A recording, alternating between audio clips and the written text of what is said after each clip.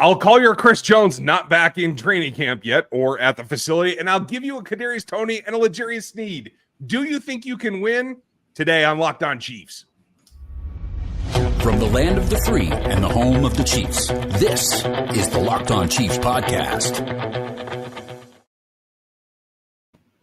Welcome back, everybody. This is Locked On Chiefs. We appreciate your time. Happy Labor Day weekend. A lot to go over. We welcome you back because it's game week. I'm Ryan Tracy, the founder of Rogue Analytics and Performance Consulting, NFL33.com, and RGR Football. This is my partner, Chris Clark from Chiefs Corner. You can sub over there as well to get all the information you need. We are brought to you by a couple of our pals that you'll hear from later, and we have a ton to go over because this show is about what we've all been waiting for, the start of actual football. We're going to go over what Detroit is bringing to this contest and just how good of an obstacle can they be. Before that, we'll get to the return of Toney and Sneed back-to-back in week one. They have practice. We'll run down the practice report for you as well, but we are going to start today with the fact that Chris Jones is making a little bit of noise, but there isn't a contract signed at this point. I'm a little surprised by it, to tell you the truth. I thought that the momentum was building, and this motivational piece was going to be ready for week one and be with the team. Obviously, we've talked ad nauseum about whether he could be ready to play or not. That's a different story, but right now, I feel like it could be imminent. Do you agree? I don't know that I agree, actually. Reports came out over the weekend, and I actually dove into this on Chiefs Corner last night. So go check that out if you want more information on it. But basically, the reality is Kansas City's offering Jones $27.5 million over the next 2 years to add on to the already $19.5 million they owe him this year. He wants $84 million over the next 3 years. Instead of $74 million, which is a $10 million difference. It'd come out to $32 million if you look at it, how the teams actually value contracts, because they value new money based on new years. And it would be over $32 million a year for the new years. I don't think that gets done. If he's wanting that I don't think that's reality. I just don't see how Kansas City does that. Chris Jones is not Aaron Donald. And yeah, he had a better year than him last year, but Aaron Donald has 7 seasons, I think, where he had at least 6 seasons where he had over 10 sacks, including 1 season where he had 20 sacks. Chris Jones has 2 seasons over 10 sacks, only 2, and both were in contract years. It's a completely different situation. Right. If you're going to time it right, that's the way to do it, right? As our buddy Therese always used to say, the contract year is never defeated, and that is exactly how this is played out. And so I don't think it's going to get done if he's going to hold to those numbers, and he shouldn't hold to those numbers because that's not really where he is as a player. I don't disagree. The reason that it feels closer and maybe imminent isn't the greatest word, but it's similar to how I feel, only because we've had so few details get out into the public to this point. That's true. It's been so cold on the news front. Now that we're actually hearing numbers, it feels like that is probably trying to catch up to the actual cycle of negotiations, and that makes me feel like it's coming closer. I would bet that they are closer right now as we record this than they were when that news came out over the weekend. So I just feel like the train is moving now. Stopping it is probably going to be harder than it is to just let it come into the station, and I hope that they can reach a number. I agree with you. I don't think the Chiefs are going to want to go to that 84, but I do think that there's some room to maneuver within those two. At this point, on a 3-year contract, $10 million is still a significant gap. For those of you that think, oh, it's nothing, I know it sounds like a lot for millionaire players. It's still a sizable gap, but I do think that can be shrunk down. If we turn it over to whether or not it gets signed, what does the future look like for Chris Jones? It doesn't include week one. This is Monday. We're playing this ball game. We're going to talk about the Lions later on Thursday. Yeah, I was going to say, and really, this is a Thursday practice day for Kansas City. I mean, that's what the reality of it is. Sunday was basically like a normal Wednesday. Monday is like a Thursday, and Tuesday is going to be like a Friday. That's the way that this works since they play on Thursday Night Football. And I do want to mention something really quick. We are not able to respond to comments in the live stream, so apologize about that right now. I've been trying, but hello, everybody. We appreciate you being here.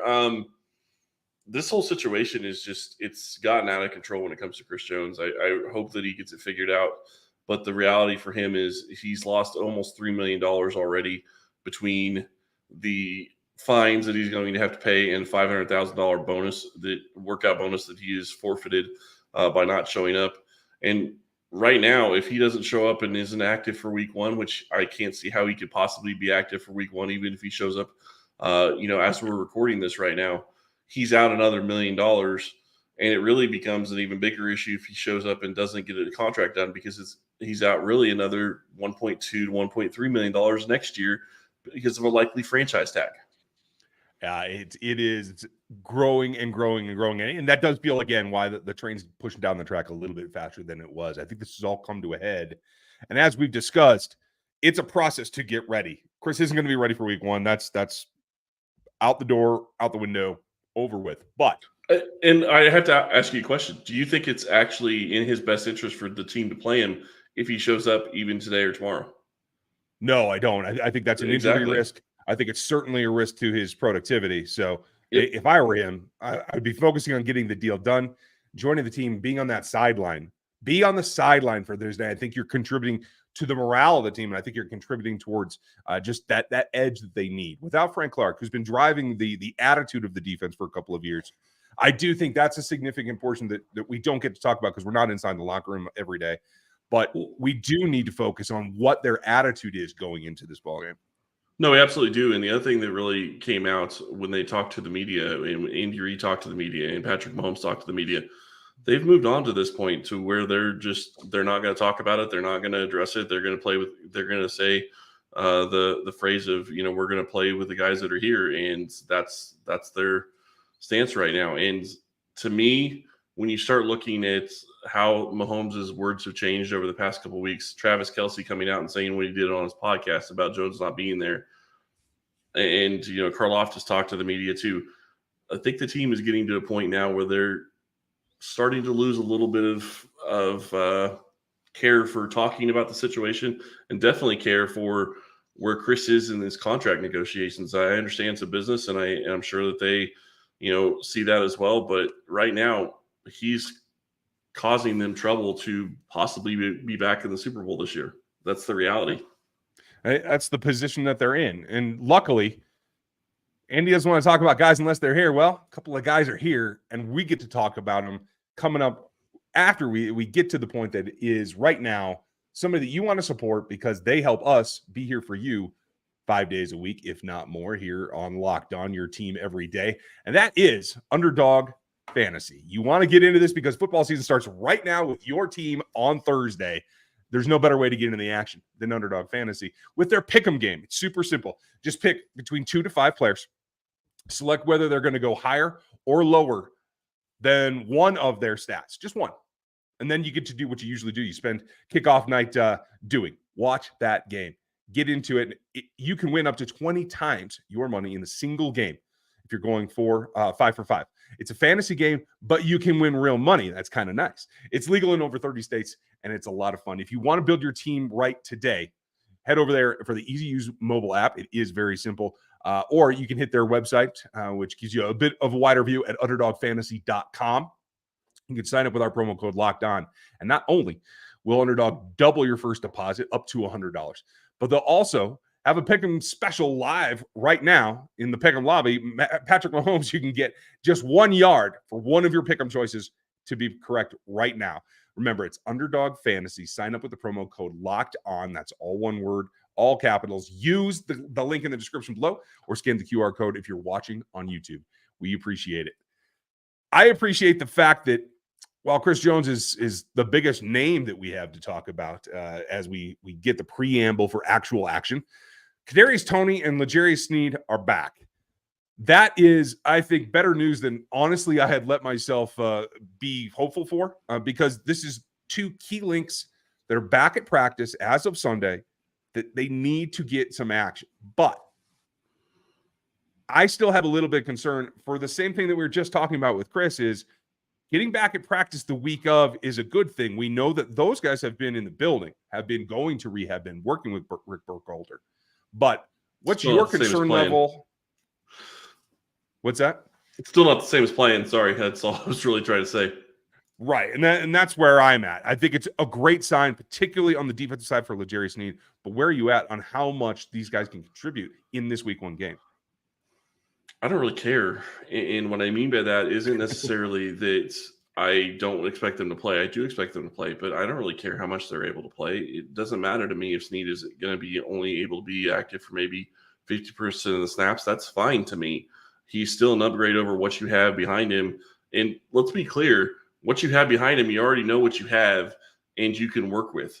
So they have a pretty good idea of what they have behind him. If Sneed can't play the full game, that's fine.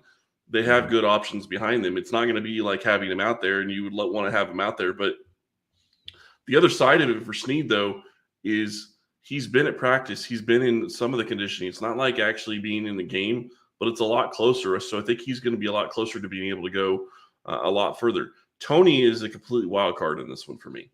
This could be a situation where, yeah, he could only be in for 15, 20 snaps, but those 15, 20 snaps could be hugely significant for Kansas City. We'll have to see. And he could play more than that. I don't know. I'm not trying to say he's only going to play 15 to 20. I'm just saying his 15 to 20 snaps is a lot different than a situation where you're looking at 15 to 20 snaps for a guy like Sky Moore last year, because Toney is likely to be targeted on at least, I'd say, a third to half of his snaps, or at least be the first option in most of his snaps, you would imagine. So it's a little bit different situation, and you can work him back into a full game plan. So I think that actually helps in that regard, and he could still be very viable for Kansas City this year. Yeah, I have to think so as well. But I don't want to see them overdo it. So Yep. I'm happy they're both back. I think L'Jarius is probably closer to, given that we know it wasn't a significant injury with L'Jarius Sneed and it has been kind of a management situation, it does feel like he should be able to go a little bit more. I think Toney probably has the bigger impact on the game, though. Like you said, I think there's more difference in what he brings to the offense. I would like to see him just get a couple of simple things. None of the drastic, violent cuts that he is capable of making. I'd like to see him on some more clean routes, unidirectional, maybe some overs, something nice and easy that he can allow him to make a contribution to the ballgame without having to put too much emphasis on his knee right now. You know what I love about this whole thing, though, with him is the simple fact that if you look at what Kadarius Toney brings to the Chiefs, he's something that they don't have anywhere else on the roster.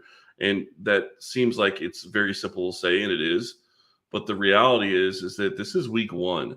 Detroit really has no idea what Kansas City is going to plan on doing on offense this year. And that actually helps Kansas City in this game more than it would normally help any other time, because Kansas City has all these different weapons now that they haven't had in the past. MVS, yes, he was there last year, but it sure looks like he has a better chemistry with Patrick Mahomes going into this season. Sky Moore looks like he's going to take a step forward. Richie James is a guy that gives you something different than you have ever had. And that doesn't even get us to Rashee Rice or Justin Ross. The question when you get into this game is going to be how many receivers are available. And I'm not trying to take away from Toney. I'm just simply stating that he is a great piece to add to this offense. But the fact that Kansas City is headed into this game with Detroit not having an idea as to what Kansas City has new that's going on this year is going to be a big boon for this offense, I think, in this game. Yeah, Andy's always cloak and dagger, but this has gone to a different level, having literally not seen guys all preseason. Now, the matchups get very interesting for a team in Detroit that has been pumped up. I think both the matchups are still in the Chiefs' favor if these guys are 100% healthy for whatever volume of snaps that they're on the field for. But this is going to be a bigger contest than I think people have led on to this point. And so the fact that they are back, they can contribute on both sides of the ball. And that's one thing that we probably haven't talked about, is that it's a little bit of degrade on each side of the ball rather than both of them being on one. If you had two starters out on defense and all of a sudden you were trying to get them back and rush them back, you would be a little bit more concerned, especially given that you already have two other starters out in Chris Jones and Charles Omenihu, at least as it's drawn up on paper. So getting a little bit of balance back, I think, sets them up nicely to be able to take a step forward in this game number one. Obviously, this schedule is a little bit strange. We know that you guys are used to on this Labor Day weekend being ready to have a little bit of time to get ready for the first ball game, but it's coming up quick. What is it going to look like, and who do we have to be paying attention to? There's a number of options out there for Detroit, but there's other things you got to get done first, and that includes checking out what you might have to do for your cars. Our partners at eBay Motors have teamed up with Locked On Fantasy Football host Vinny Iyer to bring some of the best fantasy picks each week, all season long. Whether you're prepping for a draft or scouting the waiver wire, every week we're going to provide you players that are guaranteed to fit on your roster. So with draft prep underway for the upcoming season, let's see who Vinny has picked out for us on this week's eBay's Guaranteed Fit Fantasy Picks of the Week. This is your Chiefs own. If you need an undervalued running back to help you give your fantasy football team a smoother ride in 2023, then you should pick Chiefs second-year man Isaiah Pacheco. Pacheco is a coaching staff favorite with his power running that quickly earned him a roster spot. The Chiefs also saw he could reel off big runs and be a real asset as a receiver when given the targets. Expect Pacheco to have a shot at ample scoring playing off of Patrick Mahomes. Vinny Iyer from Locked On Fantasy Football is going to help you win your fantasy championship, and eBay Boners knows a championship team is about each player being a perfect fit. The same with your vehicle. With eBay Guaranteed Fit, over 122 million parts and accessories for your vehicle are right at your fingertips.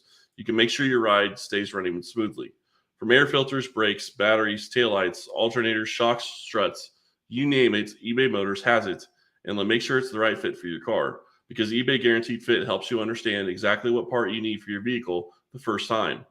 So go forth, switch gears, crank the AC, and say goodbye to sweating if your ride needs a little fixing up. Because now you'll always be set up for success from the get-go. With eBay Guaranteed Fit, everything your vehicle is calling for is just a click away. For the parts and accessories that fit your vehicle, just look for the green check. Get to the right parts, the right fit, and the right prices at ebaymotors.com. Let's ride. eBay Guaranteed Fit, only available to U.S. customers. Eligible items apply. Or eligible items only. Exclusions apply. I am excluding myself. I do want to say really quick, cranking the AC really means a little bit more to me today than it has in the past. Yeah, it was a hot weekend in the Clark household without AC for a couple of days. So I'm glad you got that squared away without melting. Yeah, it was not fun. I was happy to fix it myself. But regardless, you look at this Chiefs team going up against the Detroit Lions. There's a lot to talk about when we start looking at matchups and we start looking at how this team is going to play. And one of the things I said before break was that Kansas City is in a great position because Detroit doesn't know what Kansas City is going to be doing on offense. Guess what? Detroit has that same thing on Kansas City to an extent. Andy Reid is a much better play caller than what Detroit has, but Detroit still has new things that they're going to be able to do on offense this year. Jamari Gibbs is going to be something to watch as the running back. Jameson Williams won't be playing in this game, but you're going to be looking at a lot of different things from Detroit this year on offense and defense, and they have a fantastic defensive line and offensive line, so on both sides, it'll be a good test. Yeah, and we're going to run down some of those matchups tomorrow for you, the specifics about man versus man. But in generalities, we take a look at the rosters themselves and what is going to go into this game. The Chiefs still have a pretty significant advantage, I think, in terms of getting ready for the first game of a season because of the core of the players that they have that have gone to a Super Bowl. In fact, Chiefs did a nice series on their social media this weekend of guys that were there before the Super Bowl won and now afterwards. That before and after pictures kind of telling. But it also is a situation where the entire organization is prepared. They had been through this before. I don't know if that's a huge feather on their side, but there is a little bit of advantage there because let's be real, Detroit has gone through some growing pains to get to this point, but give them credit. They are a dangerous team. They're going to rely on a pretty solid group of rookies at a number of different positions, even some positions that they've had quite a bit of luck at lately in terms of the linebacker level, et cetera. We'll be talking about specifics tomorrow, but as you take a look at the maturity of this roster and the Chiefs roster, the coaching staffs, everything, I have to give a check mark to the Chiefs in pretty much every category. Is there somewhere where you feel that the Detroit Lions have an advantage over the Chiefs that we should be focusing on? Yeah, their offensive line versus our defensive line. To be quite honest, I love the trench play that Kansas City is going to be able to have on the offensive line this year versus just about any defensive line that they're going to be facing. From what we've seen in the preseason, it looks like pass protection is going to be fantastic for Kansas City this year. Donovan Smith, there's still some questions, but I don't think anybody can argue that Juwan Taylor is going to be a huge upgrade at right tackle to Andrew Wiley. And as long as those other three guys in the interior continue what they've been doing for the past couple of years, I think they'll be really good when it comes to pass blocking. Run blocking is going to be a different issue. It could cause some issues in the run game. But you're sitting here in a situation where, I like what I see from, the Chiefs' offensive line. I don't know that I can say that about the defensive line. I don't know where the pressure is going to come from this game. And Detroit is really underrated when it comes to their offensive line. It's going to be a big deal if they can't get after Goff. This could be a situation where you hit 100 points on the over because both teams are going to be moving the ball up and down the field.